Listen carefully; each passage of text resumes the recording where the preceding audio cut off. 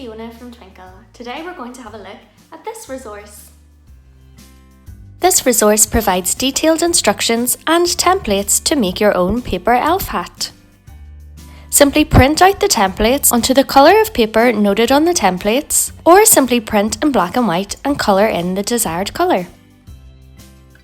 It's helpful to cut the shapes out first, so that you can easily colour on the reverse side. Once you have all the pieces coloured in, it should look something like this. Begin by taking the two green strips and gluing or stapling together to make the headband. You can measure around the child's head to make sure it's a comfortable fit.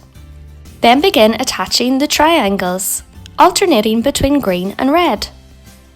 Again, you can glue these on or use a stapler. Once you've covered the length of the headband, attach the top of the triangles together in the middle to form a point. You can finish off the elf's hat with a pom-pom. And finally, the pointy elf ears.